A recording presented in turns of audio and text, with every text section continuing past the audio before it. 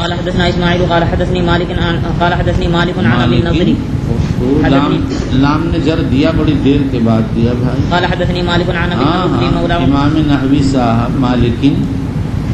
چلیے عن ابي النضر مولى آپ اس کے بجائے پڑھ لیتے مالو کا تیرا مال مولى عمر بن عبید اللہ عن ابي سلمة بن عبد الرحمن عن عائشة زوج النبي عبد الرحمن ہی رہے گا یہ.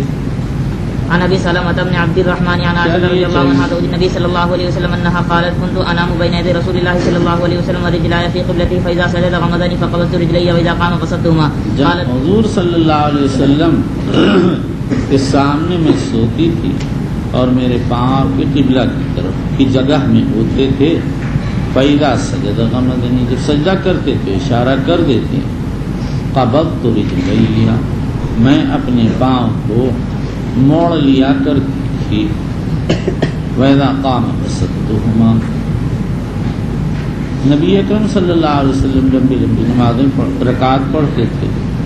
پوری رکعت میں پاؤں کو موڑنا مشکل تھا اس لیے پھیلا دیتے ہیں. صلی اللہ علیہ وسلم سجدے کے وقت اشارہ کر دیتے موڑ لیتی تھی. اسی لیے عذر کے طور پر کہتی ہوں والبیوت قالت والبیوت یوم لسکی انہیں یہاں میں گھروں میں چراغ ہوتے نہیں تھے تاکہ چراغ جلا دیے جائیں اس سے پتہ چل جائے کہ بعد سجدہ کرنے والے. اس سے معلوم ہوا کہ مس مرد ناقض نہیں ہے اور یہ خیال کرنا کہ ان کا پاؤں لحاف میں ہوتا تھا وہ اپنی جگہ محتمل ہے لیکن ہمیشہ یہی صورتحال پیش آئے بہت مشکل ہے. اور اس سے آگے کی بات کی مسلم شریف میں روایت ہے حضور صلی اللہ علیہ وسلم کو حضرت عائشہ نے نہیں پایا. ادھر ادھر تلاش کیا ہاتھ ڈالا تو آپ کے مبارک پاؤں پر پڑا اور حضور کہہ رہے تھے اللہم انی اعوذ برضاک من سخطک ومعافاتک من عقوبتک واعوذ بک منک لا احصی ثناء علیک انت کما اثنیت علی نفسک. حضرت عائشہ کہنے لگی بے ابی انت امی انا فی شان وانت فی شان میں کس خیال میں ہوں اور آپ کس حال میں صلی اللہ تعالی علیہ وسلم. چلی رواہ مسلم. چلو وفي قال حدثنا يحيى بن بكير قال حدثنا ليس عن قيل عن ابن شهاب قال اخبرني عروة ان عائشة رضي الله عنها اخبرته ان رسول الله صلى الله عليه وسلم كان يصلي وهي بينه وبين القبلة على فراش اهله عند راس الجنازة. وفي قال حدثنا عبد الله وهي بينه وبين القبلة على فراش اهله. پہلی روایت میں تو اتنا ہی تھا ورجلائے فی قبلتی ورجلائے فی قبلتی. اور دوسری روایت میں تصریح ہے کہ گھر والوں کے بستر پر نماز ادا فرماتے تھے. اور تیسری روایت میں صاف وضاحت ہے کہ وہ فراش النوم تھا. معلوم ہوا کہ بستر پاک ہے جب تک اس پر کوئی ظاہری نجاست. چلیے. وبه قال حدثنا عبد الله بن يوسف قال حدثنا ليس عن يزيد عن عراق عن عروة رضي الله عنه أن النبي صلى الله عليه وسلم كان يصلي وعائشة معترضة بينه وبين القبلة على الفراش الذي ينامان عليه. وفي الإسناد المتصل منا إلى أمير المؤمنين في حديث رسول الله صلى الله عليه وسلم أبي عبد الله البخاري رضي الله تعالى عنه قال باب السجود على الثوب في شدة الحر. امام بخاری رضی اللہ تعالیٰ عنہ فرماتے ہیں سخت گرمی کے زمانے میں کپڑے پر سجدہ کرنا جائز ہے. جمہور علماء سخت گرمی کی قید غالباً حدیث کے اتباع میں لگائی یا اولویت کی طرف اشارہ کرنے کے لیے لگائی اور کپڑے پر سجدہ کرنا جمہور کے ہاں مطلقاً جائز خواہ منفصل ہو یا متصل ہو خواہ مصلی کی حرکت سے حرکت کرتا ہو یا حرکت نہ کرتا ہو. شافعیہ فرماتے ہیں اگر ثوب منفصل ہے یا ایسا لمبا کپڑا ہے جو حرکت مصلی سے متحرک نہیں ہوتا تو جائز. اور اگر مصلی کی حرکت سے اس میں حرکت ہوتی ہے تو ایسی صورت میں اس پر سجدہ جائز. امام بخاری رضی اللہ عنہ نے اطلاق جواز بیان کیا اور جو لوگ بعض صورتوں کو ناجائز کہتے ہیں ان کی تردید کی ہے، اور اس تردید کی وضاحت کے لیے حسن بصری کا اثر نقل کیا اور فرماتے ہیں وقال الحسن کان القوم یسجدون علی العمامۃ والقلنسوۃ ویداء فی. صحابہ امامہ اور قلنسوہ پر سجدہ کرتے تھے اور ہاتھ آستین میں ہوتے تھے. اس سے معلوم ہوا نفس پیشانی کا زمین پر پڑھنا ضروری نہیں. امامہ قلنسوہ کے واسطے سے سجدہ جائز. اسی طرح ہاتھ کا براہ راست زمین پر پڑھنا ضروری نہیں. آستین میں رکھ کے سجدہ کر سکتے ہیں. امامہ پر سجدہ کرنا امام مالک، امام احمد اور اسحاق اکثر علماء کے جائز. امام ابو حنیفہ کے یہاں جائز ہے لیکن مکروہ تنزیہی. امام شافعی، داؤد ظاہری، احمد بن حنبل کی روایت کہتے ہیں کہ جائز. چلی وبه قال حدثنا ابو الوليد هشام بن عبد الملك قال حدثنا بشر بن المفضل قال حدثني غالب بن القطان عن بكر بن عبد الله عن انس بن مالك رضي الله تعالى عنه قال كنا نصلي مع النبي صلى الله عليه وسلم فيضع احدنا طرف ثوبه من شده الحر في مكان السجود وبالاسناد قاضي التقى اللهم اغفر لنا وارحمنا وانصرنا وعلمنا ما جهلنا وفتنا لما تحب وترضى من القول والعمل وجنبنا الفواحش والمعاصي والخطايا والزلل. اللهم اغفرنا واغفرنا واصلح لنا شأننا كله لا اله الا انت. اما بعد وبالاسناد المتصل منا الى امير المؤمنين حديث رسول الله صلى الله عليه وسلم ابي عبد الله محمد بن اسماعيل البخاري رضي الله عنه وارضاه وأنزل ثوابه ووفاه وحشرنا في زمرته ونفعنا بإذنه. قال باب الصلاة في النعال، یعنی چپل پہن کر نماز پڑھنا جائز ہے. شیخ فرماتے ہیں اس کے بیان کی ضرورت اس لیے پیش آئی کہ قرآن میں ہے فَخْلَعْ عَلَيْكَ إِنَّكَ بِالْوَادِ الْمُقَدَّسِ طُوَىٰ. جو وادی مقدس میں خلع نعلین کا حکم ہے تو مسجد تو اللہ کا بیت وہاں درجہ اولا خلع کا حکم ہوگا. اس لیے امام بخاری نے اس کا جواز بیان کیا. اور فَخْلَعْنَا عَلَيْكَ کا جو حکم ہے وہ معلل بالعلت ہے. بعض مفسرین نے لکھا کہ حضرت موسیٰ علیہ السلام نے اس وقت جو چپل پہن رکھے تھے وہ ہمارے میت کی کھال کے بنے تھے، اور بہت ممکن ہے میرا گمان یہ ہے کہ صرف جواز بتانا مقصود. آگے اس میں اختلاف کہ صلاۃ کی نعال افضل ہے یہ صلاۃ حافین. حنابلہ کے دونوں اقوال ہیں. ابن تیم محمد ابن عبد القوی صلاۃ حافین کو افضل کہتے ہیں. یہی بعض حنفیہ کی رائے ہے. اور شیخ الاسلام ابن تیمیہ صلاۃ منتعلا کو افضل کہتے ہیں.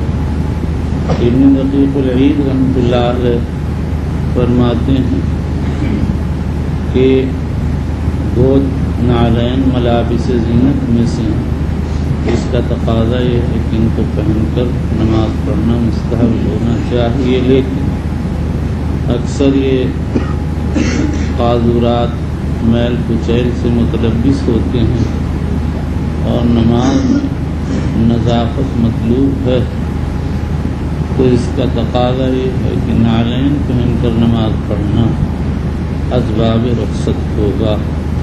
ہاں اگر کسی خاص دلیل سے نعلین پہننے کی ترجیح معلوم ہو جائے تو امر آخر ہے. حافظ ابن حجر اسقلانی کہتے ہیں کہ حضرت شداد ابن اوس کی حدیث میں قال النبی صلی اللہ علیہ وسلم خالق اليہود والنصارى فإنهم لا يصلون في نعالهم ولا في خفافهم. خالق اليہود فإنهم لا يصلون في نعالهم ولا في خفافهم. اس لیے نعلین پہن کر نماز پڑھنا مخالفت الیہود میں مستحب.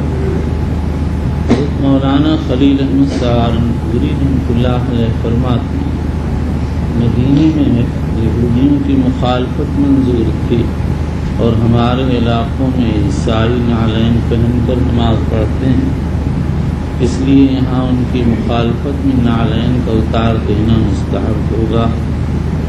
اس پر یہ اشکال ہے کہ یہاں دو قوموں کی مخالفت پیش نظر ہے، ایک یہود کی دوسرے نصارہ کی، اور دونوں میں تنافی کی کیفیت ہے. اب ایسی صورت میں نبی کی سنت کو فیصل بنانا چاہیے. حضور نے مخالفت الیہود کا امر فرمایا، اس لیے نعلین پہن کر نماز پڑھنا اولا ہونا چاہیے. آدمی کو یہ چاہیے کہ جب نئے چپل یا جوتے خریدے اس وقت اتباع سنت کی نیت سے کم از کم 2 رکعت پڑھ لیا کرے. ان کو پہن کر 2 رکعت پڑھ لیا کرے. چلیے بسم الله الرحمن الرحيم. وبالإسناد المتصل منا إلى أمير المؤمنين في حديث رسول الله صلى الله عليه وسلم أبي عبد الله البخاري رضي الله عنه قال حدثنا آدم بن أبي إياس قال حدثنا شعبة قال أخبرنا أبو مسلمة سعيد بن يزيد الأسدي قال سألت أنس بن مالك رضي الله عنه أكان النبي صلى الله عليه وسلم يصلي بنا عليه قال نعم. وبالإسناد المتصل منا إلى أمير المؤمنين في حديث رسول الله صلى الله عليه وسلم أبي عبد الله البخاري رضي الله عنه قال باب الصلاة في الخفاف. باب الصلاة في الخفاف. شاہ ولی اللہ محدث دہلوی رحمۃ اللہ علیہ فرماتے ہیں عرب میں خفین نعلین کی جگہ استعمال ہوتے ہیں. میل کچیر گرد غبار میں تلبس ہوتا ہے. اس کا تقاضا یہ ہے کہ خفین پہن کر نماز نہ پڑھنا چاہیے، تو امام بخاری نے اس کا جواز بیان کر دیا. اس پر اشکال یہ ہے کہ جب صلاۃ فی النعال ثابت ہو گیا، جن کا تلبس بالقاذورات بنسبت نعلین کے زیادہ ہوتا ہے، تو خود بخود اس کے ضمن میں صلاۃ فی الخفاف کا ثبوت ہو گیا. اصل بات یہ ہے کہ امام بخاری نے یہ دیکھا کہ سنت سے صلاۃ فی الخفاف کا ثبوت ہے، اس لیے اس کو ثابت فرما دیا. اب آگے یہ مسئلہ رہ جاتا ہے کہ یہ باب رخصت ہے یا مندوبات میں سے ہے. ظاہر یہ ہے کہ یہ مندوبات میں سے ہے، اور اس کی دلیل شداد ابن اوس کی روایت مذکورہ بالا ہے. چلیے وبه قال حدثنا آدم قال حدثنا شعبة عن الأعمش قال سمعت الله يحدث عن حمام بن حارث قال رأيت جرير بن عبد الله حمام چلیے عن حمام بن حارث قال رأيت جرير بن عبد الله قال ثم توضأ ومسح على خفيه ثم قام فصلى فسئل فقال رأيت النبي صلى الله عليه وسلم صنع مثل هذا. قال إبراهيم كان يعجبهم لأن جرير كان من آخر من أسلم. قال إبراهيم كان يعجبهم لأن جريرا كان من آخر من أسلم. مسلم میں ہے فكان أصحاب عبد الله يعجبهم هذا الحديث لأن إسلام جرير كان بعد نزول المائدة. حضرت اس روایت میں مسل الخفین کا ذکر ہے اور آیت المائدہ سے غسل قدمین ثابت ہوتا ہے، جیسا کہ اہل سنت کہتے ہیں، یا مسح رجلین ثابت ہوتا ہے جیسا کہ اہل تشیع کی رائے ہے. تو بہرحال آیت المائدہ مسح الخفین کی روایات کے معارض ہے. اس لیے بعض لوگ یہ سمجھتے تھے کہ یہ ابتدا کا قصہ ہے، آیت المائدہ اس کے لیے ناسخ ہے. عبداللہ بن مسعود رضی اللہ تعالیٰ عنہ کے کلام جریر کی حدیث سے خوش ہوتے تھے، اس لیے کہ وہ آیت المائدہ کے نزول کے بعد مسلمان ہوئے ہیں. بعض روایات میں ہے کہ حضرت جریر رضی اللہ تعالیٰ عنہ حضور صلی اللہ علیہ وسلم کی وفات سے 40 دن پہلے مسلمان ہوئے، لیکن امام طحاوی کہتے ہیں روایت منکر ہے اور اس کی وجہ یہ ہے کہ حضور نے حجۃ الوداع میں جریر سے کہا تھا استنصت الناس، اور حج ہوا ہے ذی الحجہ سن 10 ہجری میں۔ اس کے بعد حضور صلی اللہ علیہ وسلم بقیہ ذی الحجہ، محرم، سفر زندہ رہے ہیں اور ربیع الاول میں وفات ہوئی ہے۔ تو یہ مجموعہ 3 ماہ یا اس سے کچھ زائد ہو جاتا ہے۔ اور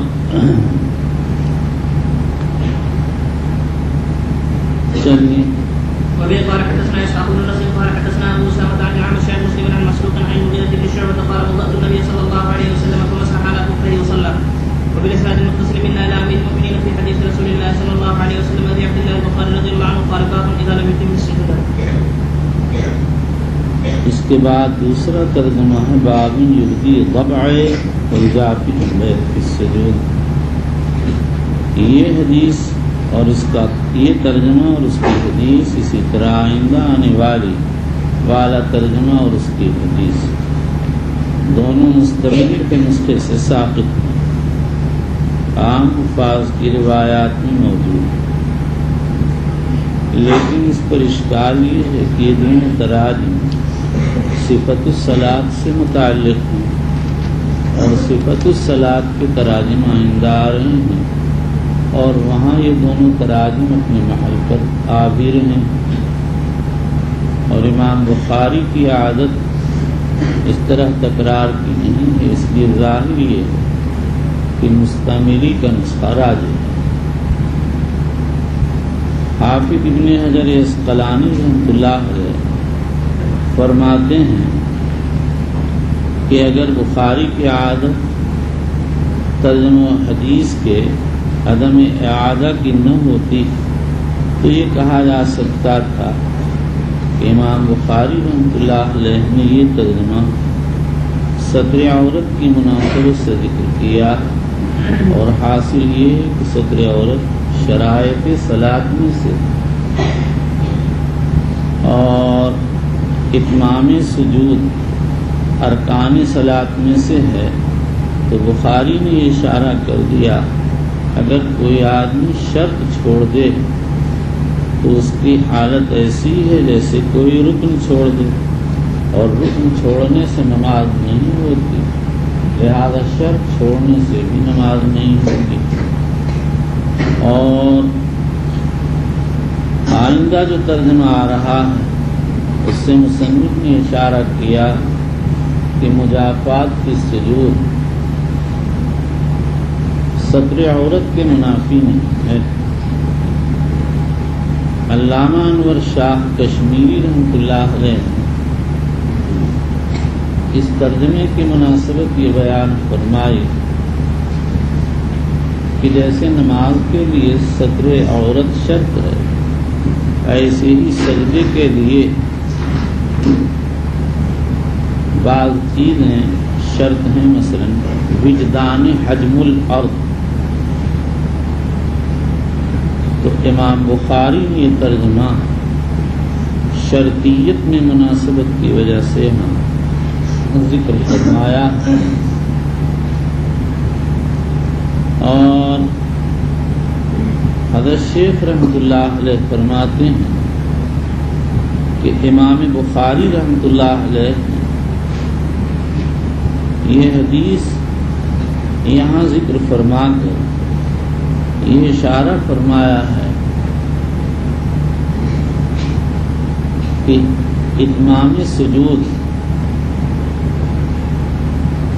میں کمی کرنے سے جیسے نماز نہیں ہوگی، ایسے ہی شرط صلاۃ کے اندر کمی کرنے سے بھی نماز نہیں ہوگی۔ بخاری کہتے ہیں کہ صلاۃ فی الخفاف نبی اکرم صلی اللہ علیہ وسلم کی سنت، مسلمان کو اس کا اتباع کرنا چاہیے۔ اگر کوئی سنت کو صلاۃ فی الخفاف کو چھوڑ دے گا تو حضور صلی اللہ علیہ وسلم کی سنت کا تارک ہوگا، جیسے کوئی اتمام سجود نہ کرے اور مر جائے تو حضور کی سنت کے غیر پر مرے گا. چلیے. وبه قال حدثنا سعد بن محمد قال حدثنا مهدي عن راسي عن ابي وائل عن حذيفه انه راى رجلا لا يتم ركوعا ولا سجودا فلما قضى صلاته قال له حذيفه ما صليت قال واحسبه قال له متمت على غير سنه محمد صلى الله عليه وسلم. وبالاسناد المتصل منا الى امير المؤمنين في حديث رسول الله صلى الله عليه وسلم ابي عبد الله وقال الذي معه قال باب يبدي ذرعيه ويجافي جنبيه. آدمی ظاہر کرے اپنے پہلو کو اور دور رکھے اپنے جنبین پہلو کو سجود میں. زبو بازو ظاہر کرے بازو کو اور دور رکھے پہلو سے سجدے میں. حافظ ابن حجر اس ترجمے کے یہاں لانے کی وجہ بتا نے جو بیان کی ہے وہ پہلے بیان ہو چکی، یعنی ابداء الذبحین صدر کے منافی. حضرت شیخ فرماتے ہیں کہ مطلب یہ ہے ابداء الذبحین زینت مطلوبہ فی الصلاۃ کے منافی نہیں. چلیے. وبه قال حدثنا يحيى بن بكير قال حدثني بكر بن مطر عن جعفر عن ابن حرمز عن عبد الله بن مالك بن بحيرة أن النبي صلى الله عليه وسلم كان إذا صلى فرق بين يديه حتى يبدو بياض يديه وقال ليس حدثني جعفر بن ربيعة نحوه. بالإسناد المتصل منا إلى أمير المؤمنين في حديث رسول الله صلى الله عليه وسلم أبي عبد الله وقال رضي الله عنه قال بسم الله الرحمن الرحيم باب فضل استقبال القبلة. یہاں بسملہ اسی طرح صرف ہندی نسخوں میں واقع ہے اور کسی نسخے میں نہیں. اصل میں یہ ہندی نسخہ کرمانی کے نسخے سے منقول ہے اور کرمانی کے نسخے میں یہاں پر کتاب بسم اللہ سے اس لیے شروع کیا گیا کہ ابواب قبلہ کی شرح شروع ہو رہی تھی. ہمارے نسخے کے ناقل نے اس کو جزء متن سمجھ لیا، جبکہ وہ جزء متن نہیں تھا بلکہ جزء شرح تھا.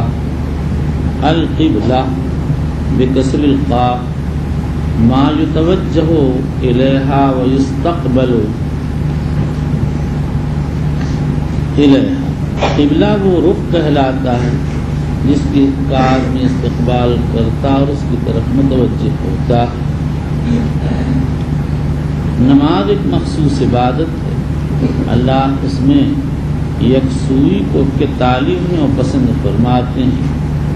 اسی لیے اللہ تعالی شانہ نے نماز باجماعت مشروع کی اور اسی لیے اس کا وقت مقرر فرمایا اور اسی لیے اس کے لیے قبلہ مقرر فرمایا.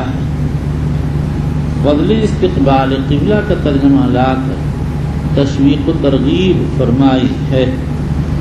یستقبل باطراف رجلہ القبلہ قالہ حمید النبی صلی اللہ علیہ وسلم.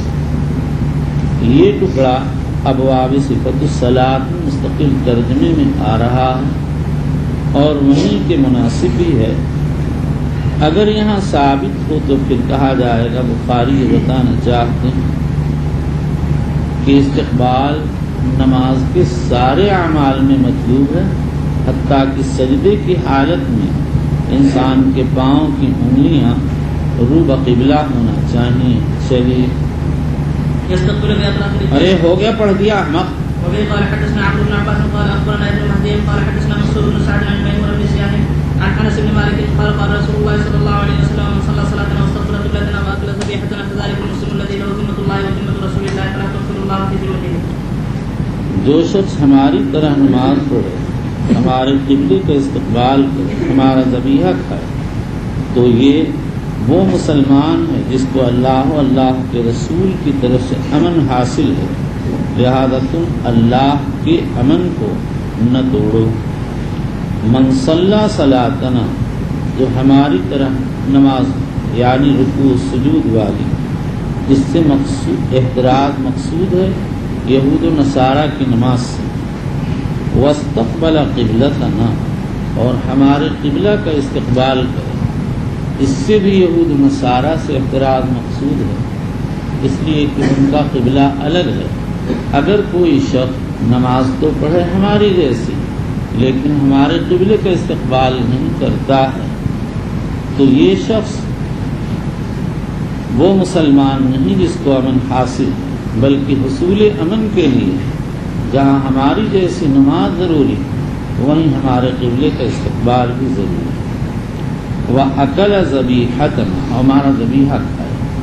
یہ اس لیے فرمایا کہ بہت سے غیر مسلم مسلمانوں کا ذبیحہ نہیں کھاتے ہیں، اس لیے بتا دیا مسلمان ہونے کے لیے یہ بھی شرط کہ مسلمانوں کا ذبیحہ کھائے۔ ذمت اللہ و ذمت رسول اللہ، ذمہ سے مراد یہاں امان ہے۔ فلا تغفر اللہ فی ذمتہ، اللہ کے امن میں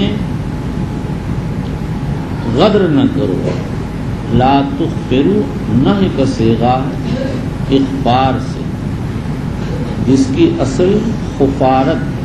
خفارت کے معنی حفاظت، اخبار کے معنی ازالت الحفاظت، باب افعال کا خاصہ سلب ماخذ ہے۔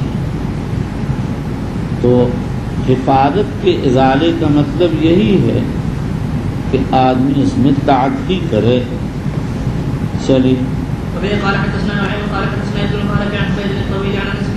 یہ نعیم ابن حماد خزائی بخاری شریف میں ان کی روایت میں منصوباً آئی، لیکن بخاری کے نسخوں میں اختلاف ہے، کہیں حدثنا نعیم ہے اور کہیں قال نعیم ہے، اور بعض نسخوں میں نعیم کا نام محدود ہے، قال ابن المبارک ہے۔ چلیے، قال رسول الله صلى الله عليه وسلم امرت ان اقاتل الناس حتى يقولوا لا اله الا الله فاذا قالوها وصلوا صلاتنا واستقبلوا قبلتنا وغسلوا ذبيحتنا فقد حرمت علينا دماؤهم واموالهم الا بحقها واحتسابهم على الله۔ امام بخاری رضی اللہ عنہ نے یہاں پر انس بن مالک کی حدیث دو طریقوں سے نقل کی ہے۔ میمون ابن سیاح کے طریق میں جو شخص شاعر دین کے اظہار کرے اس سے تعارض نہ کیا جائے، اور حمید ابن طویل کے طریق میں یہ ہے کہ جو آدمی مسلمانوں کی طرح نماز پڑھ لے گا اس کے اسلام کا حکم لگایا جائے گا۔ یہی امام ابو حنیفہ اور امام احمد کے مسلک ہے، لیکن حنفیہ کہتے ہیں شرط یہ کہ نماز باجماعت ہے، اور امام مالک و شافعی فرماتے ہیں محض نماز پڑھنے کی وجہ سے کسی کے اسلام کا حکم نہیں لگایا جائے گا، بلکہ ضروری ہے کہ وہ کلمہ بھی پڑھے۔ چلیے، وقال علي بن عبد الله قال حدثنا خالد بن الحارث قال حدثنا حماد قال سأل ميمون بن سياح انس بن مالك فقال يا ابا حمزة وما يحرم دم العبد وما مصنف نے یہ طریق لا کر اشارہ فرما دیا کہ میمون ابن سیاح نے حضرت انس بن مالک رضی اللہ عنہ، حمید طویل نے انس بن مالک سے حدیث سنی۔ چلیے، فقال من شهد ان لا اله الا الله واستقبل ما يحرم دم العبد مال انس کی کنیت ہے، کیا چیز ہے جس سے انسان کی جان مال حرام ہو جاتے ہیں؟ فقال من شهد ان لا اله الا الله واستقبل قبلتنا وصلى صلاتنا وأكل ذبيحتنا فهو المسلم له ما للمسلم وعليه ما على المسلم۔ چلیے، وقال ابن ابي مريم اخبرنا يحيى بن ايوب قال حدثنا مصنف نے یحییٰ ابن ابی مریم سعید ابن ابی مریم کا طریق اس لیے ذکر کیا تاکہ معلوم ہو جائے میں اتنی تدریس نہیں کی ہے، انس سے براہ راست سنا۔ چلیے، قال حدثنا انس عن النبي صلى الله عليه وسلم وبالاسناد المسلم الى امير المؤمنين في حديث رسول الله صلى الله عليه وسلم وذي عبد الله البخاري رضي الله عنه قال باب قبلة اهل المدينة واهل الشام والمشرق ليس في المشرق ولا في المغرب قبلة لقول النبي صلى الله عليه وسلم لا تستقبل القبلة بغائط قول ولكن شرقوا۔ اس ترجمے کی غرض میں تین اقوال ہیں۔ علامہ قسطلانی وغیرہ فرماتے ہیں کہ اہل مدینہ کا وغیرہ کا قبلہ بتا کر یہ مقصود ہے کہ غائط و بول کے وقت ان کا استقبال جائز ہے۔ یہ چیز انہوں نے علامہ ابن بطال سے اخذ کی ہے، اس پر یہ اشکال ہے۔ اس تقریر پر تو یہ ترجمہ ابواب استنجا سے متعلق ہو گیا، اور ابواب استنجا پہلے آ چکے، تو یہ ترجمہ وہاں ہونا چاہیے۔ مزید یہ ہے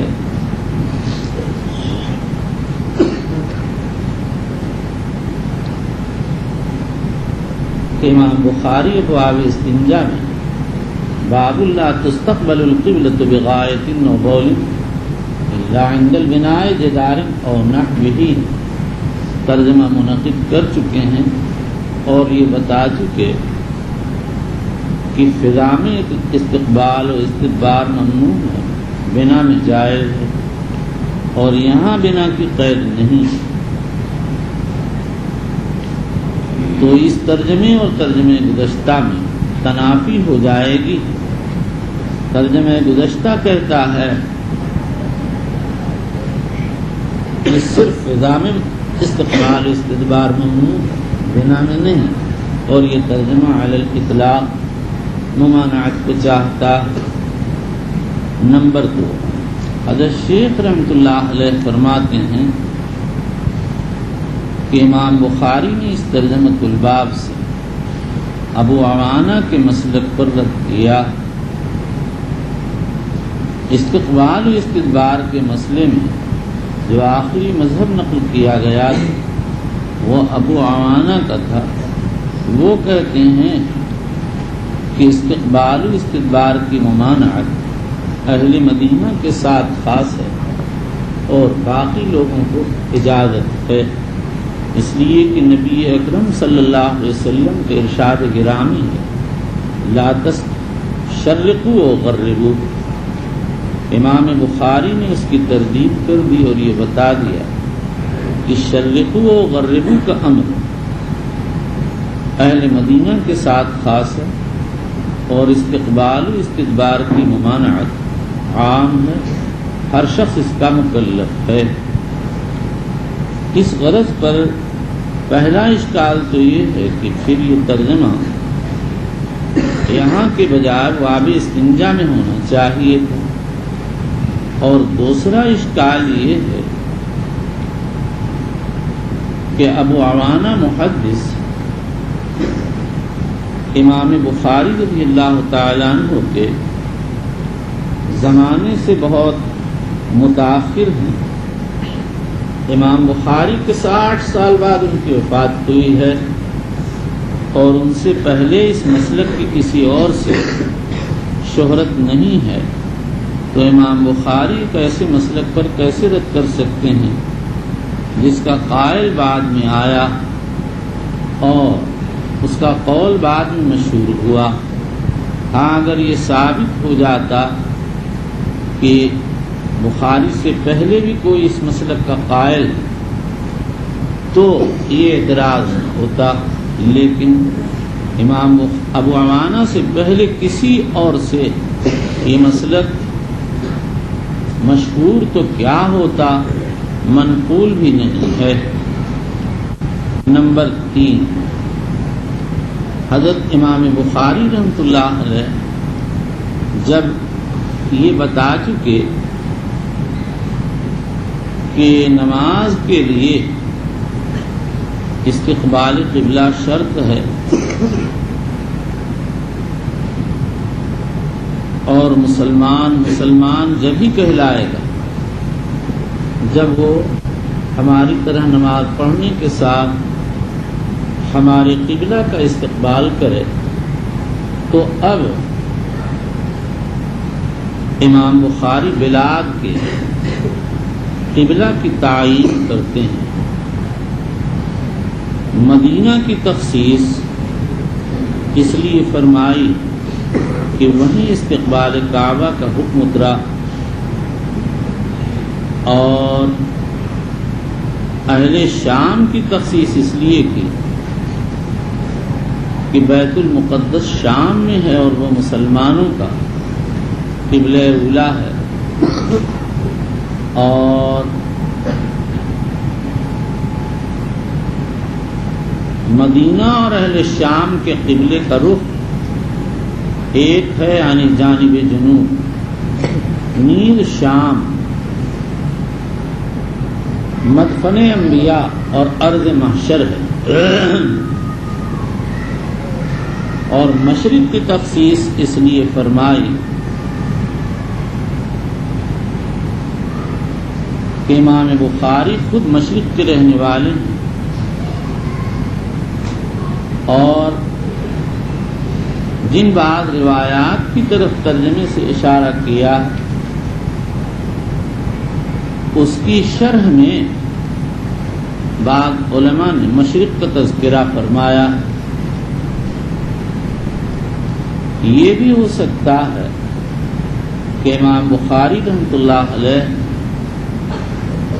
وہ ترجمے میں مدینہ و اہل شام و مشرق کی تخصیص کی ہے، لیکن تخصیص مقصود نہیں ہے، بلکہ ترجمے کے عموم میں سارے بلاد داخل ہیں.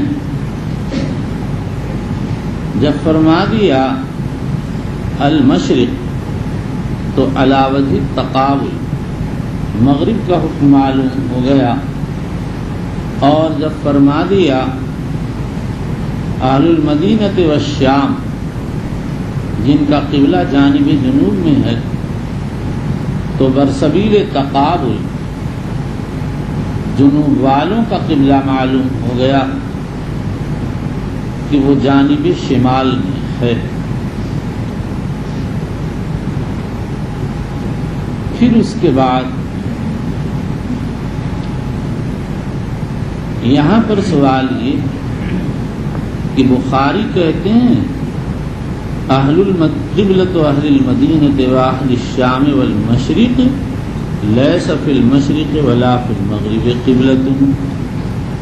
اہل مدینہ اور شام و مشرق کے قبلے کا بیان، اور وہ بیان یہ ہے کہ مشرق و مغرب میں قبلہ نہیں. یہاں بعض نسخوں میں القبلہ کا لفظ ہے، بعض میں نہیں ہے. اگر ہو تو پہلی جگہ باب یا تو مضاف یا منون، اور اگر نہ ہو تو پھر باب منون ہوگا. اور قبلۃ اہل المدینہ الی آخرہ مبتدا بتاویل المستقبل، اور لیس فی المشرق ولا فی المغرب اس کی خبر ہوگا. حاصل سب کا ایک ہے، یعنی اہل مدینہ اہل شام اور اہل مشرق کا قبلہ مشرق و مغرب میں نہیں. اشکال یہ ہے کہ جو لوگ مکہ سے جانب مشرق میں ہوں گے یقیناً ان کا قبلہ مغرب کی طرف ہوگا. پھر یہ کہنا کہ اہل مشرق کا قبلہ نہ مشرق میں ہے نہ مغرب میں ہے کیسے صحیح ہو سکتا ہے؟ اس اشکال کے کئی جوابات دیے گئے ہیں. پہلا جواب تو یہ ہے کہ یہ اشکال اس وقت پیش آتا ہے جب المشرق مجرور پڑھا جائے، حالانکہ یہ تو المشرق مرفوع ہے، اور قاضی ایاز نے اکثر روایات سے ہی نقل کیا ہے، اور اسی کو بدر الدین زرکشی نے راجح قرار دیا ہے. اور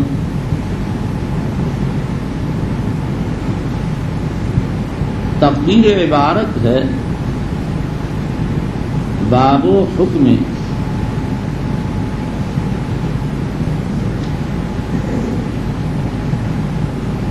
اہل المشرق،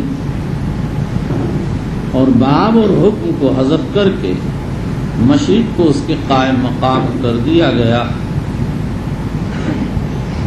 اور مطلب یہ ہے کہ اہل مشرق کا قبلہ اہل مدینہ و شام کے خلاف ہے. لیکن اس توجیہ پر یہ اشکال ہے کہ اول تو یہ اعراب یعنی مشرق کا مرفوع ہونا بالکل خلاف ظاہر ہے، اور دوسرے یہ کہنا کہ اہل مشرق کا قبلہ اہل مدینہ و شام کے خلاف ہے، یہ محتاج بیان نہیں. سب جانتے ہیں کہ جو بلاد کعبہ کے جس رخ پر ہیں ان کا قبلہ اس کی سمت مخالف میں ہوگا، اور جب اہل مدینہ و شام جانب شمال میں ہے تو ان کا قبلہ جانب جنوب میں ہوگا، اور اہل مشرق جب جانب مشرق میں ہے تو ان کا قبلہ جانب مغرب میں ہوگا. پھر اس کہنے کی کیا ضرورت کہ اہل مشرق کا قبلہ اہل مدینہ و شام کے خلاف. اگر گنگوہی کہتے ہیں مطلب یہ ہے اہل مدینہ و شام کا قبلہ مشرق مغرب میں نہیں ہے بلکہ قبلہ تو بیت ہے، یہ بات بھی بالکل ہی ظاہر الاشکال ہے، دنیا جانتی ہے. اور پھر سوال یہ ہے کہ بخاری نے تو اہل مدینہ و شام کا قبلہ شروع کیا، اس کو بیان کیا نہیں، اہل مشرق کا قبلہ بتانے لگے کہ وہ مشرق و مغرب میں نہیں ہے بلکہ ان کا قبلہ بیت ہے، سبھی کا قبلہ بیت ہے. یہ ساری جو تقریر خلاف ظاہر کی گئی وہ اس لیے کہ مشرق کا اعراب خلاف ظاہر لگایا گیا، یہ مجرور ہے. اور عام علماء علامہ ابن بطال، ابن رجب، حافظ ابن حجر، علامہ عینی، علامہ سیوطی وغیرہ حضرات نے اس کو جرحی کے ساتھ پڑھا ہے. اور حافظ ابن حجر نے لکھا ہے کہ ہماری روایت میں یہ بالخفض ہے. القاضی عیاض نے جو یہ کہہ دیا اکثر کی روایات میں بالرفع ہے، اس سے وہی لوگ مراد ہوں گے جن کی سمجھ میں مجرور کی توجیح نہیں آئی، ورنہ صحیح یہ ہے کہ یہ لفظ مجرور ہے. اور حضرت شیخ رحمۃ اللہ علیہ اپنے درس میں جرحی کو راجح قرار دیا کرتے تھے. اور یہ جو اشکال کیا جاتا ہے کہ اہل مشرق کا قبلہ بہرحال مشرق و مغرب میں ہوگا، پھر لیس فی المشرق والمغرب قبلۃ کہنا کیسے درست ہو سکتا؟ اس کا جواب یہ ہے کہ یہ اشکال اس بات پر مبنی ہے کہ مصنف نے یا تو مشرق سے کعبہ کا عین مشرق مراد لیا اور یا سارے بلاد مشرقیہ کو علی وجہ العموم مراد لیا. لیکن ان دونوں احتمالوں میں سے کوئی بھی احتمال صحیح نہیں ہے. اس کے بعد آگے اختلاف ہے کہ بخاری نے مشرق سے کس کا مشرق مراد لیا. بعض علماء فرماتے ہیں کہ اہل مدینہ کا مشرق مراد لیا ہے. حضرت شیخ رحمۃ اللہ علیہ کا رجحان اسی طرف ہے. اس صورت میں معنی یہ ہوں گے کہ مدینہ اور اہل مدینہ کے سمت پر جو مشرقی بلاد ہیں ان کا قبلہ مشرق و مغرب میں نہیں. اور ظاہر ہے کہ مدینہ مکے سے جانب شمال میں ہے، تو جو لوگ مدینہ کی سمت مشرقی سمت میں ہوں گے ان کا قبلہ بھی وہی ہوگا جو اہل مدینہ کا قبلہ. اور علامہ انور شاہ کشمیری رحمۃ اللہ علیہ فرماتے ہیں کہ یہاں مشرق سے داخل عرب کا مشرق بلکہ مشرق حرمین مراد ہے.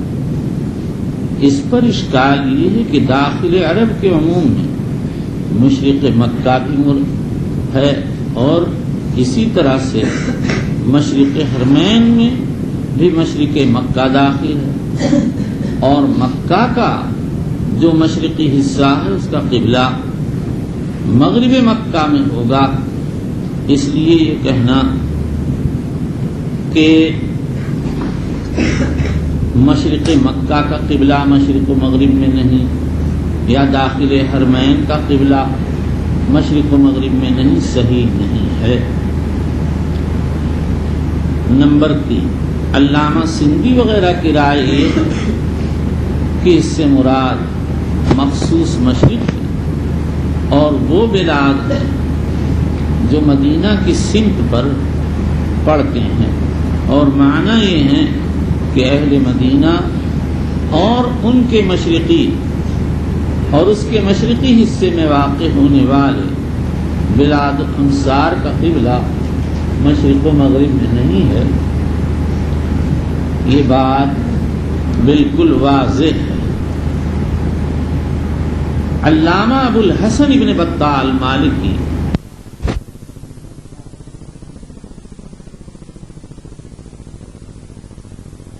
اسلامیہ داخل ہیں اور مشرق کی تخصیص اس لیے کی کہ اسلامی بلاد جانب مشرق میں زیادہ ہیں، مغرب میں کم ہیں۔ صرف اس سے وہ بلاد مستثنی ہیں جو کعبۃ اللہ کے خط پر، خط کے نیچے واقع ہیں، وہ خط جو کعبہ سے گزرتے ہوئے مشرق و مغرب کی طرف چلا گیا ہے۔ علامہ انور شاہ کشمیری اور مولانا فخر الدین مراد آبادی نے ابن بطال پر اعتراض کیا اور کہتے ہیں کہ ان کا یہ قول صحیح نہیں۔ اس کے معنی تو یہ ہوئے کہ بخاری کو خود اپنا قبلہ بھی معلوم نہیں ہے۔ بھلا یہ کیسے صحیح ہو سکتا ہے کہ شرق و غرب کے رہنے والوں کا قبلہ مشرق و مغرب میں نہ ہو؟ اس کا جواب یہ ہے کہ علامہ ابن بطال نے تعمیم ضرور کی ہے، لیکن اس سے ان بلاد کا استثناء کر دیا ہے جو تحت الخط المار علی الکعبۃ من جہت المشرق الی جہت المغرب واقع ہے۔ اس لیے ابن بطال پر کوئی اعتراض وارد نہیں ہوتا ہے۔ اب تک جو ہم نے بیان کیا اس کا حاصل یہ ہے کہ ترجمے میں یہ بتایا گیا ہے کہ اہل مدینہ و شام اور اہل مشرق کا قبلہ جانب شرق و غرب میں نہیں ہے، لیکن بہت سے علماء ابن رجب، علامہ عینی وغیرہ فرماتے ہیں کہ امام بخاری رضی اللہ تعالیٰ عنہ نے یہ بیان فرمایا ہے کہ اہل مدینہ و شام و مشرق کا قبلہ ما بین المشرق والمغرب واقع ہے۔ اگر ایسا ہے تو امام بخاری نے ان بعض روایات کی طرف اشارہ کیا جس میں وارد ہوا ہے ما بین المشرق والمغرب قبلۃ۔ یہ روایت امام ترمذی نے حضرت ابو ہریرہ سے مرفوعاً نقل کی ہے۔ نیز یہ مضمون بہت سے صحابہ، حضرت عمر، ابن عمر، ابن عباس وغیرہ سے موقوفاً بھی نقل کیا گیا، مگر یہ قول ارشاد خداوند نے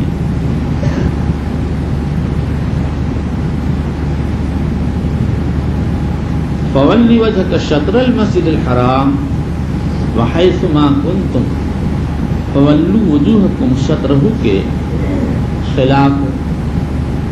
اسی لیے امام نسائی وغیرہ نے اس کے حدیث مذکور کے منکر ہونے کا حکم لگایا، لیکن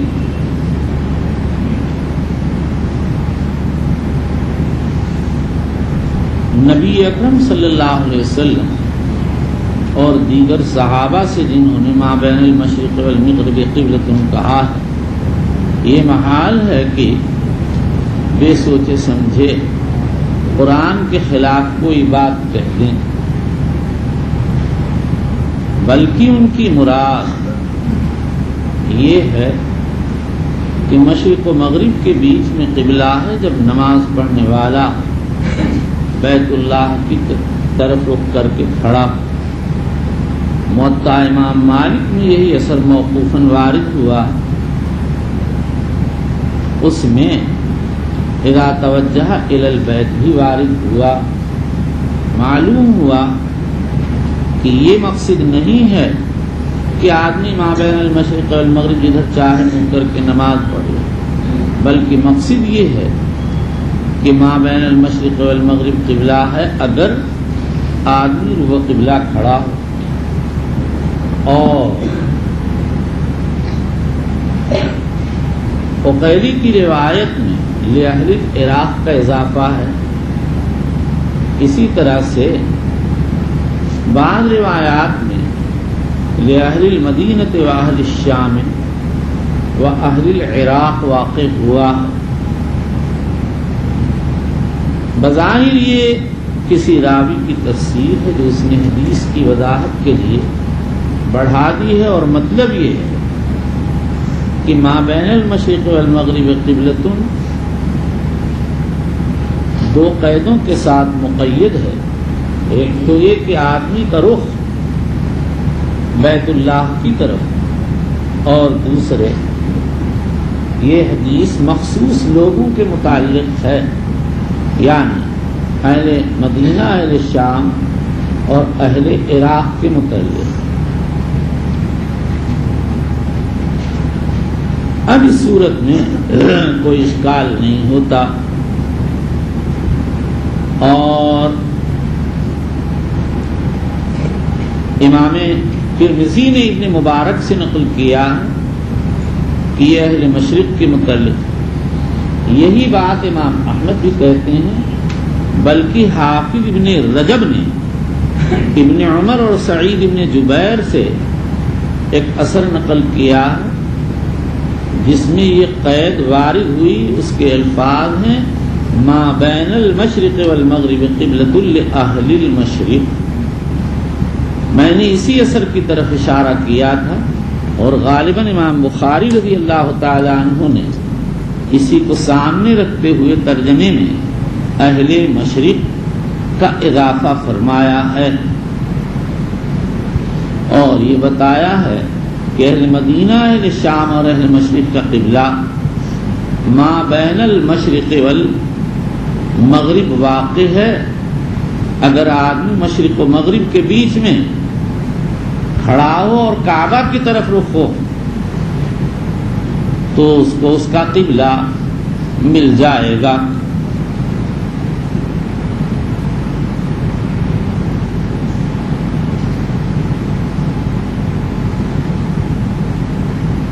چلیے یہ باب لکھ دینا پورا، یہ باب آدھا نہ لکھنا مجذوب صاحب، اور بغیر مجھ کو دکھائے آپ لوگ اپنی طرف سے ٹیپ ٹاپ نہ کریں، نہ اس کی کا فوٹو لیں.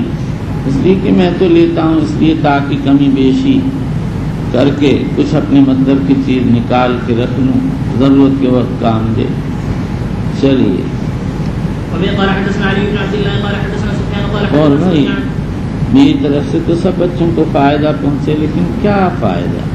آپ لوگ تھرڈ ایئر ہیں، تھرڈ ایئر والوں کو کیا فائدہ ہوتا؟ سیکنڈ ایئر بھی نہیں ہے، آپ لوگوں کو کیا فائدہ؟ کہ ہم لوگوں کو کچھ تو ہو ہی جائے گا فائدہ، کچھ نہیں ہے. تم لوگ تھرنڈری میں پڑھتے ہو. چلیے.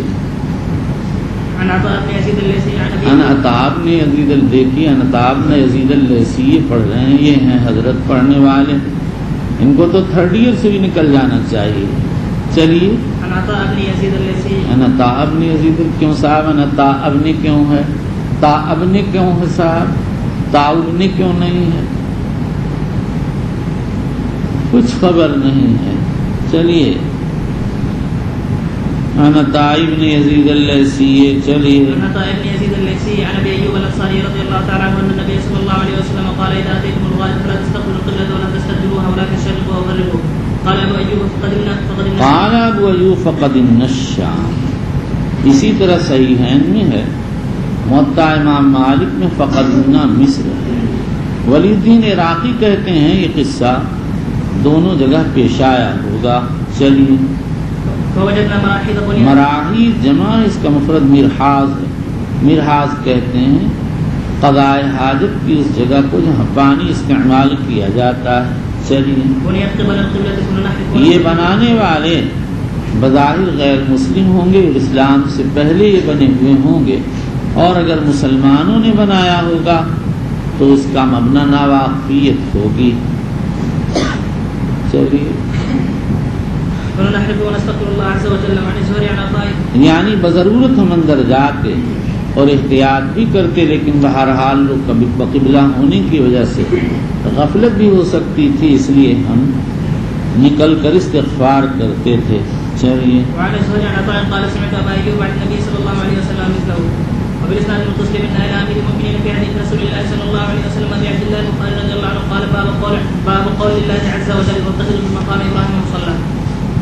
واتخذوا من مقام ابراہیم مصلی. یہاں دو قرات ہیں، بصیغ امر اور واتخذوا بصیغ امر اور واتخذوا بصیغ خبر.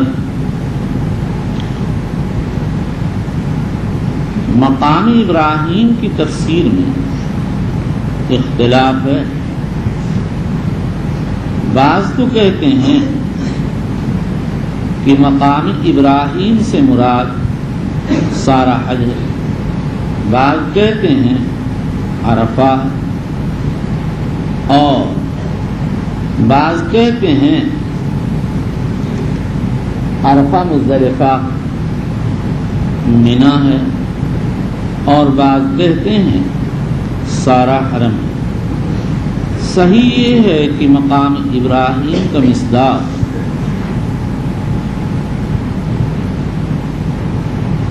وہ پتھر ہے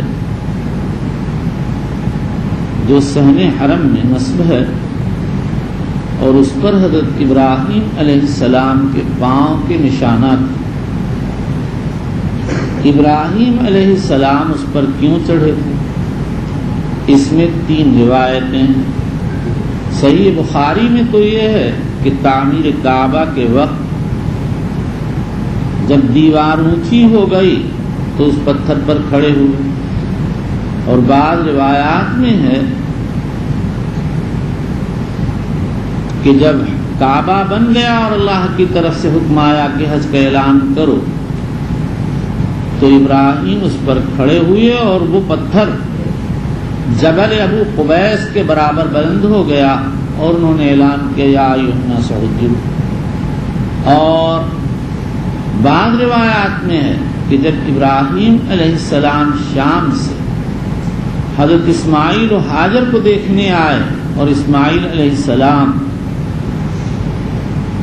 کسی ضرورت سے باہر گئے ہوئے تھے، تو ابراہیم علیہ السلام کا ایک طرف کا حصہ حضرت اسماعیل کی بیوی نے دھویا اور اس پتھر پر ان کا پاؤں رکھا، پھر دوسری طرف کر کے دھویا اور اس پتھر پر ان کا پاؤں رکھا، اس کا نشان پڑ گیا. ترجیح میں اختلاف ہے، لیکن تینوں اقوال جمع کیے جا سکتے ہیں.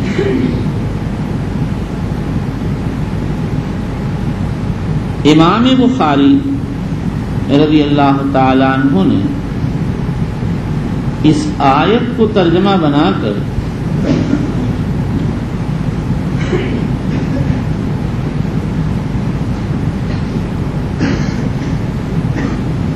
کیا بیان کیا ہے؟ اس میں اختلاف. بعض حضرات تو فرماتے ہیں کہ امام بخاری رضی اللہ تعالی عنہ یہ بتانا چاہتے ہیں کہ واتخذوا کا امر ایجابی نہیں ہے، اور اسی لیے امام بخاری رحمۃ اللہ علیہ نے اس باب آخر کی 2 روایتیں جو ابن عمر اور ابن عباس سے منقول ہیں ذکر کی ہیں. نبی اکرم صلی اللہ علیہ وسلم نے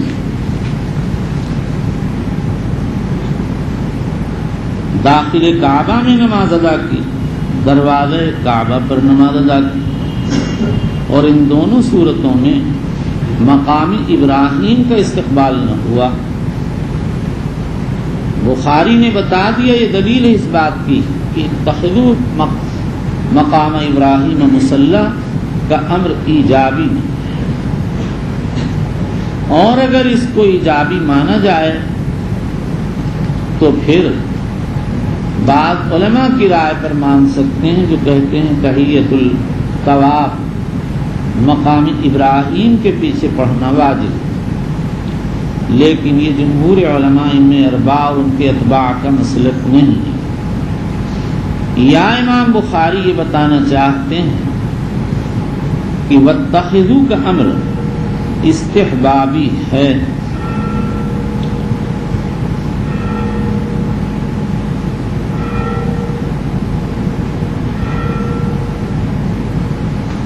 ہمارا خیال یہ ہے کہ امام بخاری رضی اللہ عنہ نے اس آیت کو ترجمہ بنا کر دو باتوں کی طرف اشارہ فرمایا ہے۔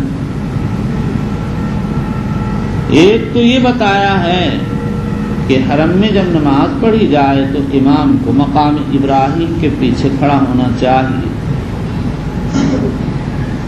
اور دوسرے یہ بتایا ہے کہ جو کعبۃ اللہ کا مشاہدہ کر رہا ہو اس کا کعبہ، اس کا قبلہ عین کعبہ، اور اس چیز کو مصنف نے آیت سے اس طرح ثابت کیا ہے کہ جو آدمی بھی مقام ابراہیم کے پیچھے کعبہ کی طرف رخ کر کے کھڑا ہوگا تو عین کعبہ اس کے سامنے ہوگا۔ امام بخاری کا مقصد اصلی یہی ہے، اور وہ بتانا چاہتے ہیں کہ جو کعبہ کا معائنہ کر رہا ہو اس کا قبلہ عین کعبہ ہے، اس بات پر تمام امت کا اتفاق۔ پھر مالکیہ، شافعیہ، حنابلہ کہتے ہیں اگر ذرا بھی کوئی کعبہ سے ہٹ جائے گا اس کی نماز باطل ہو جائے گی۔ حنفیہ کی اس سلسلے میں اس کو کوئی تصریح معلوم نہیں، لیکن جب یہ سارے ائمہ ایک بات کہہ رہے ہیں کہ انسان کو بڑے احتیاط سے رہنا چاہیے۔ بہت سے لوگ حرم شریف میں جاتے ہیں اور نماز پڑھتے ہوئے اہتمام نہیں کرتے ہیں، آنکھ بند کر کے نیت باندھ لیتے ہیں، حالانکہ ذرا سا رخ ہٹ بدلنے سے کعبہ ایک دم ایک طرف پڑ جاتا ہے۔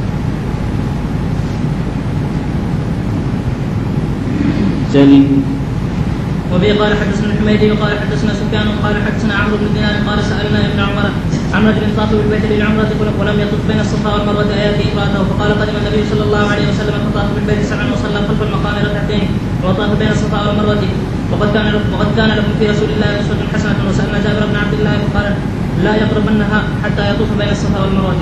حضرت ابن عباس وغیرہ حضرت ابن عباس یہ فتویٰ دیتے تھے کہ طواف کے بعد محرم حلال ہو جائے گا سعی سے پہلے۔ ابن بطال کہتے ہیں ان میں فتویٰ میں کوئی ان کا موافق نہیں ہے سوائے اسحاق راہوے۔ بہرحال ابن عباس کے فتویٰ کو سن کر اس وقت کے تابعین نے اس وقت کے صحابہ سے مسئلہ پوچھا۔ عمرو بن دینار وغیرہ نے جب ابن عمر سے پوچھا تو انہوں نے صاف حدیث سنا دی جس کا حاصل یہ ہے کہ احرام والا محض طواف سے حلال نہیں اور سعی سے پہلے اس کو بیوی کے پاس جانا جائے۔ اور حضرت جابر سے پوچھا تو انہوں نے صاف فتویٰ سنا دیا لا یقربنہا حتی یطوف بین الصفا والمروہ۔ چلیے وبه قال حدثنا مسدد قال حدثنا يحيى عن سعيد يعني ابن ابي سليمان قال سمعت مجاهدا قال ابن حاجة التوبة اللهم اغفر لنا وارحمنا ومشايخنا وعلمنا ما جهلنا وانفعنا بما من القول والعمل ومن الفواحش والمعاصي والخطايا والزلل اللهم اغفرنا واصلح لنا شأننا كله لا اله الا انت اما بعد فبإسناد متصل الى امير المؤمنين في حديث رسول الله صلى الله عليه وسلم ابي عبد الله محمد بن اسماعيل البخاري رضي الله عنه وارضاه وأجزل ثوابه ووفاه وحشرنا في زمرته ونفعنا بعلومه قال حدثنا مسدد قال حدثنا يحيى عن سعيد يعني ابن ابي سليمان قال سمعت مجاهدا قال أتي ابن عمر فقيل له هذا رسول الله صلى الله عليه وسلم دخل الكعبة قال ابن عمر فأقبلت النبي صلى الله عليه وسلم قد خرج واجد بلال قائم بين البابين فسألت بلال فقلت أصلى النبي صلى الله عليه وسلم في الكعبة؟ قال نعم، ركعتين بين الساريتين اللتين عن يساره إذا دخل المخرج صلى في الكعبة ركعتين.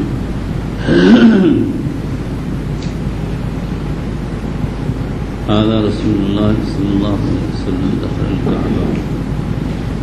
ابن عمر رضی اللہ تعالیٰ عنہ حضور صلی اللہ علیہ وسلم ہر فعل کے اتباع کا بڑا اہتمام تھا، اس لیے جب ان کو اطلاع ملی تو حضور صلی اللہ علیہ وسلم کعبۃ اللہ میں داخل ہوئے تو ابن شوق کے وجہ سے چل پڑے. دیکھا تو حضرت نبی اکرم صلی اللہ تعالیٰ علیہ وسلم نکل چکے تھے. یہ دخول فتح مکہ کے وقت ہوا ہے، اس پر سب کا اتفاق ہے کہ فتح مکہ کے وقت حضور صلی اللہ علیہ وسلم کعبہ میں داخل ہوئے، لیکن اس میں اختلاف ہے کہ آپ حجۃ الوداع کے وقت داخل ہوئے یا داخل ہوئے. محدث ابن حبان، امام بہقی، طبری اور بہت سے علماء کی رائے ہے کہ داخل ہوئے. اس کے برخلاف امام نووی، علامہ ابن تیمیہ وغیرہ کی رائے کہ داخل نہیں. اور ابن عیینہ سے بھی یہی نقل کیا گیا، وہ اس کا انکار کرتے تھے.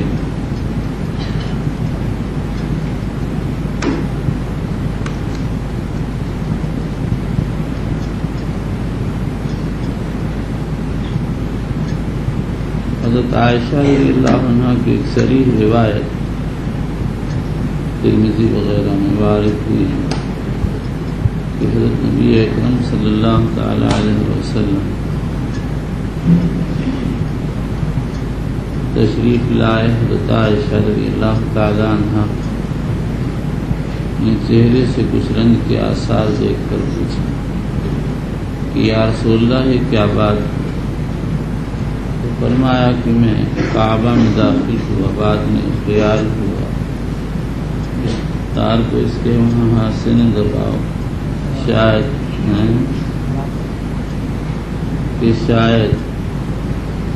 میری امت کو مشقت میں.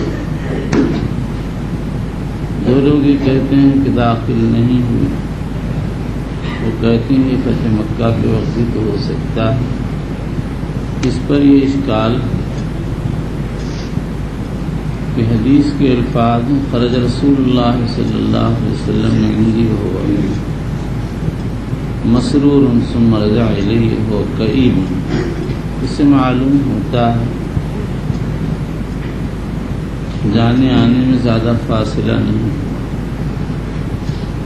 اور اگر اس کو فتح مکہ سے مربوط کیا جائے تو طویل فاصلہ ماننا پڑے گا، اس لیے کہ ازواج مطہرات میں کوئی رخصت نہیں ہے.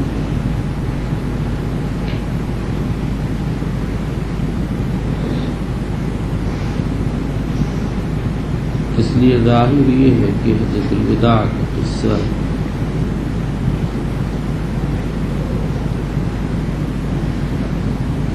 فسألت بلال فقلت أصلى النبي صلى الله عليه وسلم في الكعبة؟ قال ہاں، حضور صلی اللہ علیہ وسلم نے کعبہ میں نماز پڑھی. کعبہ میں نماز پڑھنے کے بارے میں دو طرح کی روایتیں ہیں. بلال کہتے ہیں نام صلی النبی صلی اللہ تعالی علیہ وسلم، اور ابن عباس کی روایت میں صلی. قاعدہ یہ ہے جب نفی اس بات میں تعارف ہوتا تو نفی کو تو اس بات کو ترجیح ہوتی ہے. اور بعض علماء یہ کہتے ہیں کہ دونوں کا تعلق الگ الگ امور سے ہے. صلاۃ منفیہ سے مراد صلاۃ اصطلاحی اور صلاۃ مثبتہ سے مراد صلاۃ لغوی، اور بعض کہتے ہیں صلاۃ منفیہ سے فریضہ مراد، اور صلاۃ نافلہ سے صلاۃ مثبتہ سے نافلہ مراد۔ یہ اختلاف، یہ جمع کی دونوں صورتیں لوگوں نے اپنے اپنے مسلک کے اعتبار سے کی۔ اس کا مطلب یہ ہے کہ صلاۃ فی الکعبہ میں اختلاف، امام ابو حنیفہ، امام شافعی، داؤد ظاہری وغیرہ فرماتے ہیں کہ کعبۃ اللہ میں ہر نماز جائز ہے۔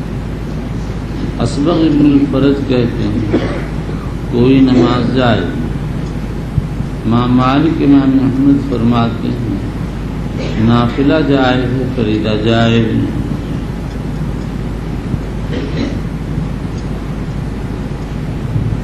نعم رکعتین،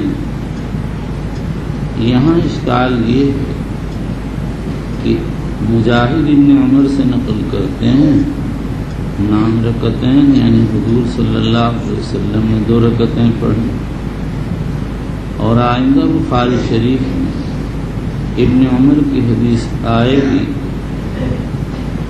فرمایا وَذَهَبَ عَلَيَّ أَنْ أَسْأَلَهُ كَمْ صَلَّى، مجھ کو یہ بات یاد نہ رہی کہ میں پوچھ لیتا حضور نے کئی رکعت پڑھی۔ نسیت ان اسألہ کم صلی، میں بھول گیا کہ یہ پوچھ لیتا کتنی رکعت پڑھی۔ اس تعارض کا حل کئی طرح کیا گیا۔ نمبر 1، بعض تو کہتے ہیں رکعتین کا لفظ کہنے میں یحییٰ القطان کو رحم ہو گیا، لیکن اگر یحییٰ القطان جیسے آدمی پر وہم کا الزام لگایا جائے گا تو مسئلے میں بڑا اشکال پیدا ہو جائے گا۔ تو زوال ہی میں سے ہیں، اگر وہ تنہا کوئی بات کہتے تو بھی وہم کا الزام لگانا صحیح نہیں تھا، حالانکہ اس قول میں منفرد نہیں بلکہ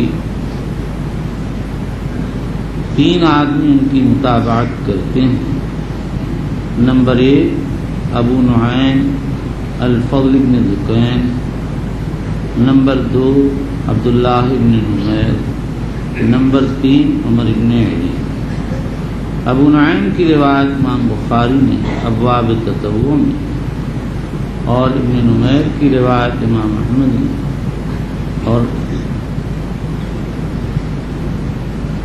عمر بن علی کی روایت اسماعیلی نے تخریج کی ہے، اور چوتھے مطابق ابو عاصم، ان کی روایت ابن خزیمہ نے تخریج کی۔ نمبر 2، بعض علماء فرماتے ہیں کہ ابن عمر رضی اللہ عنہ نے 2 رکعت اشارے سے سمجھی اور نفی کا تعلق تصریح سے۔ نمبر 3، بعض کہتے ہیں 2 رکعت اس بنا پر کہہ دی کہ اقل صلاۃ 2 رکعت ہے، اور حضور کا ارشاد ہے صلاۃ اللیل مثنی مثنی، اور نسیت و نسلہ کا تعلق ہے تصریح سے۔ واللہ سبحانہ و تعالی علم۔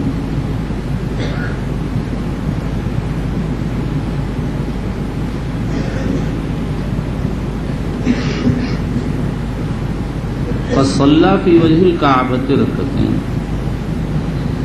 کعبہ کے دروازے پر 2 رکعت ادا فرمائی۔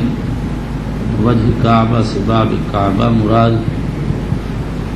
بعض لوگوں نے جیسے کرمانی وغیرہ نے کہہ دیا اس سے مقام ابراہیم مراد، یہ وہم ہے، صحیح بسم الله الرحمن الرحيم وبالاسناد المتصل منا الى امير المؤمنين في حديث رسول الله صلى الله عليه وسلم وابي عبد الله البخاري رضي الله تعالى عنه قال حدثنا اسحاق بن نصر قال حدثنا عبد الرزاق قال اخبرنا ابن جريج عن عطاء قال سمعت ابن عباس رضي الله تعالى عنهما قال لما دخل النبي صلى الله عليه وسلم البيت دعا في نواحيه كلها ولم يصلي حتى خرج منه فلما خرج ركع ركعتين في قبل الكعبة وقال هذه ولم يصلي. اس حدیث سے ان لوگوں نے استدلال کیا ہے جو صلاۃ فی الکعبہ کا انکار کرتے ہیں. اس بات پہ قائلین کو ہے بلال کی روایت گزشتہ سے استدلال کرتے ہیں اور اس روایت کا جواب بھی دیتے ہیں کہ جب نفی اس بات میں تعارض ہوگا تو اس بات کو ترجیح ہوگی. اور اصل بات یہ ہے کہ ابن عباس نے خود تو یہ بات دیکھی نہیں، اپنے بھائی فضل سے سنی. حضور صلی اللہ علیہ وسلم نے مختصر سی 2 رکعت پڑھی تھی، اس لیے ہو سکتا ہے کہ ہجوم کی وجہ سے ان کو پتہ نہ چل پایا. واللہ تعالی علم. چلیے. وبالاسناد المتصل منا الى امير المؤمنين في حديث رسول الله صلى الله عليه وسلم ابي عبد الله البخاري رضي الله تعالى عنه قال باب التوجه نحو القبلة حيث كان. التوجہ نحو القبلۃ حیث کان.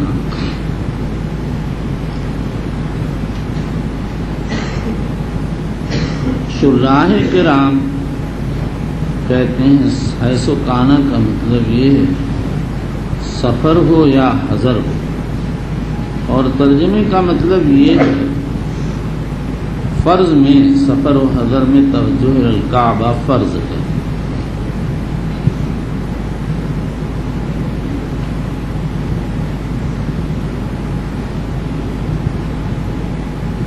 حضرت شیخ فرماتے ہیں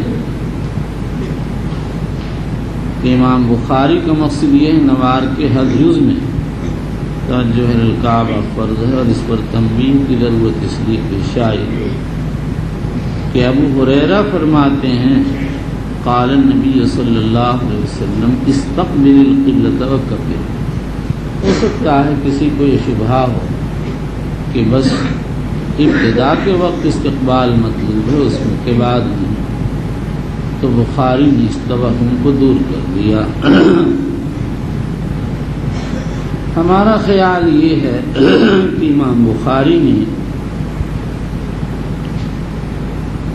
جب باب متخذ من مقام ابراہیم مصلی سے بیان کر دیا کہ جو شخص کعبۃ اللہ کا مشاہدہ کر رہا ہے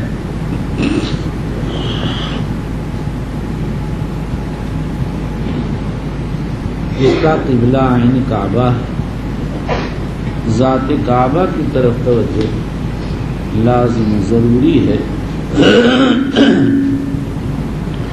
تو اب اس شخص کا قبلہ بتانا چاہتے ہیں جو کعبۃ اللہ سے بعید ہو اور کعبہ کو نہ دیکھ رہا.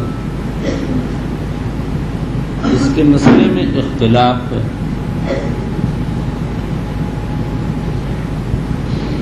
علماء کے 2 اقوال ہیں. امام شافعی رحمۃ اللہ علیہ نے کتاب الام میں یہ تصریح کی ہے کہ بعید عن الکعبہ کا قبلہ بھی کعبہ ہی. یہی حنفیہ میں سے امام طحاوی ابو عبداللہ الجرجانی اور مالکیہ میں سے قاضی ابوالولید باجی نے اختیار کیا ہے، اور امام احمد کی یہی ایک روایت.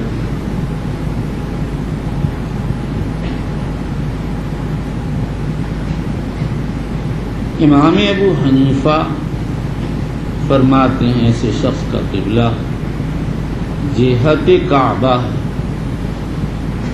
یہی امام احمد کی مشہور روایت ہے، حتیٰ کہ علامہ موفق ابن قدامہ نے مغنی میں اس کے علاوہ کوئی دوسرا قول ذکر ہی نہیں کیا،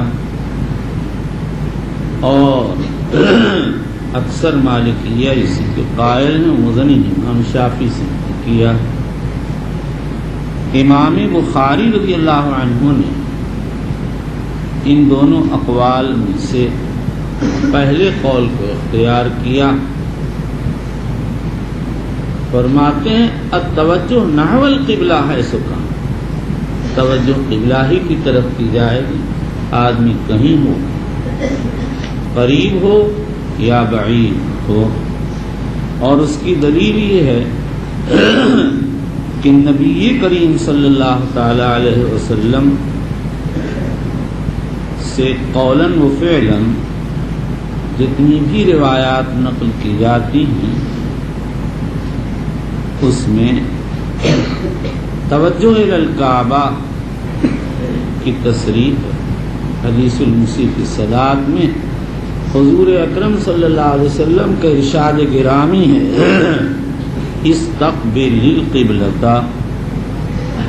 تحویل قبلہ کی روایت میں وارد ہے کان رسول اللہ صلی اللہ علیہ وسلم یحب ان یوجہ الی الکعبۃ، اور جب تحویل قبلہ ہوئی تو روایت میں فتوجہ نحو القبلۃ.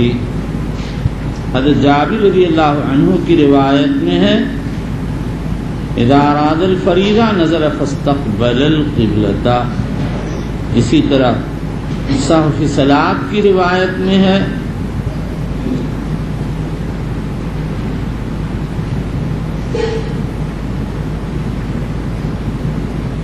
فسنا رجلہ واستقبل القبلۃ. کہیں بھی توجہ الی جہت الکعبہ کا ذکر نہیں.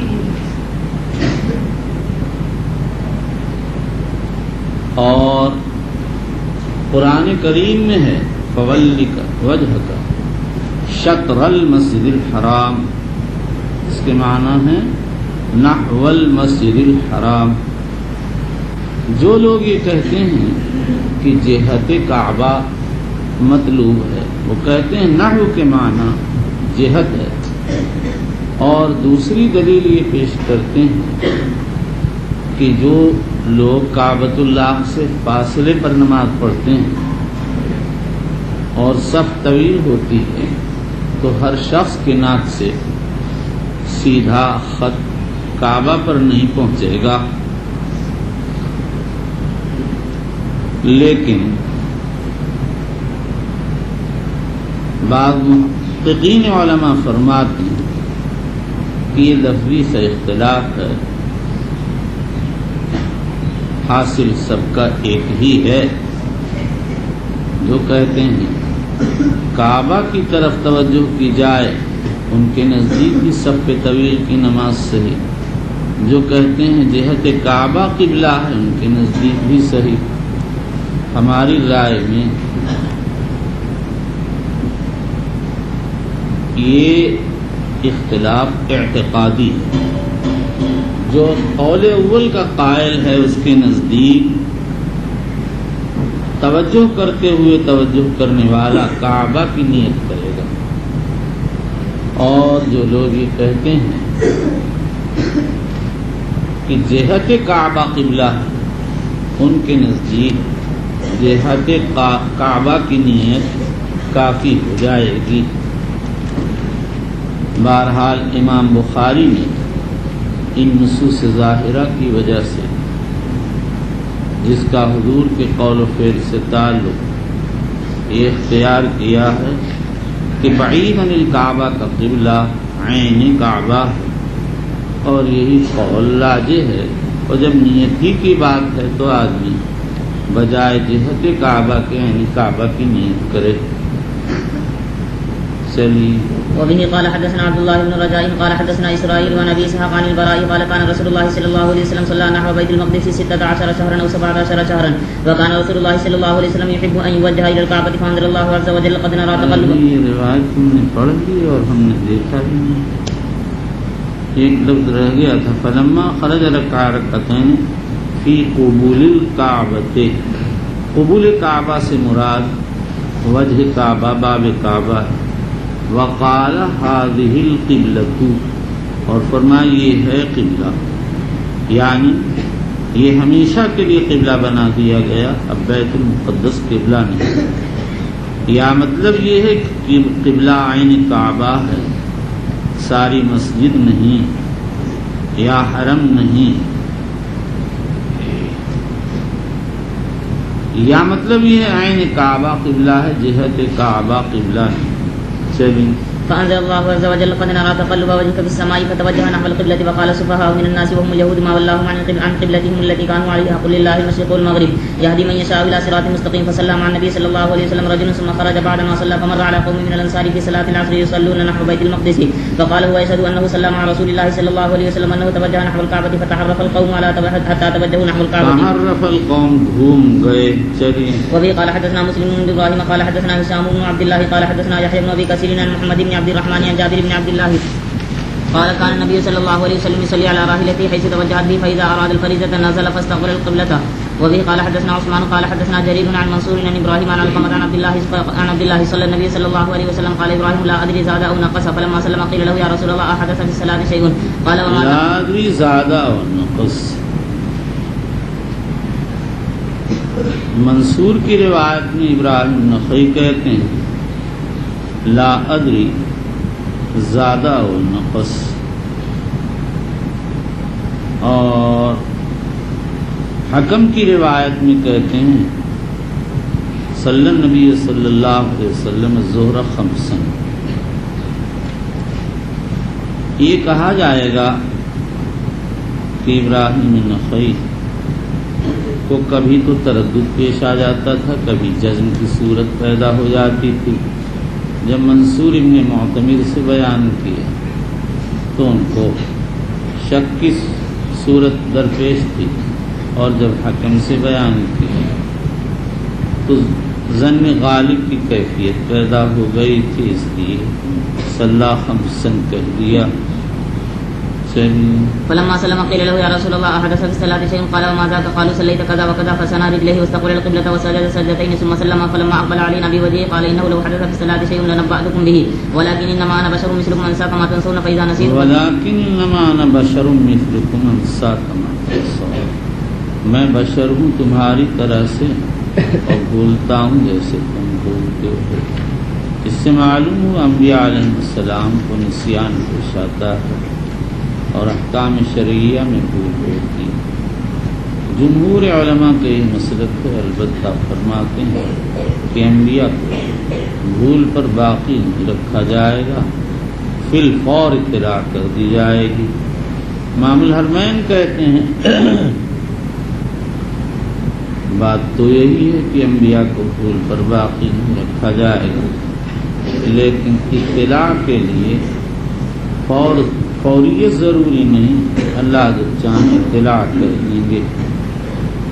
ابو اسحاق اسفرائینی فرماتے ہیں کہ انبیاء علیہ السلام سے نسیان نہیں ہو سکتا، اگر احکام میں ان کو نسیان ہو جائے تو پھر شریعت پر اعتماد بھی کہاں رہے گا، اور جہاں کہیں بھی نسیان کی نسبت ہے اس سے مراد صورت نسیان ہے، لیکن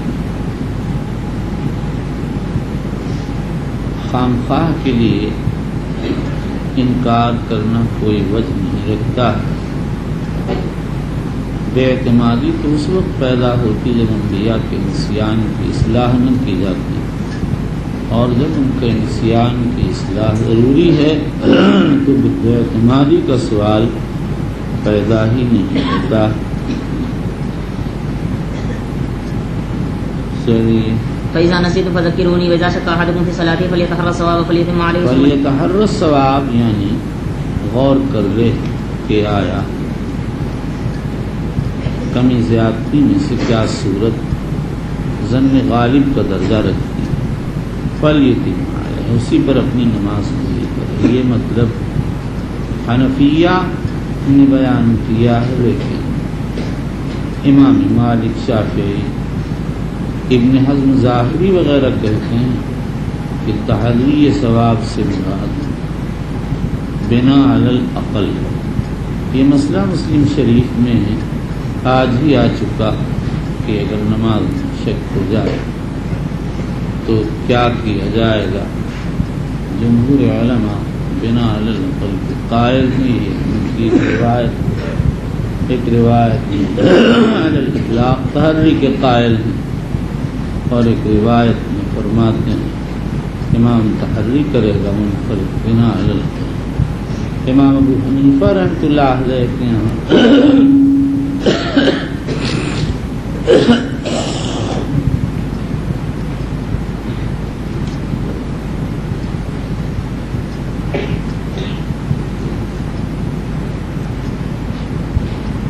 اگر نیا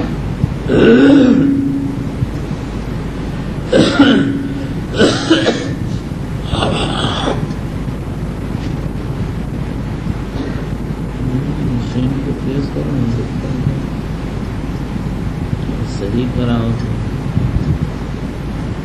اگر اول یہ مسئلہ پیش آیا تو استیناف کر، اور اگر بار بار پیش آتا ہے اور دونوں جانب برابر مشقی کے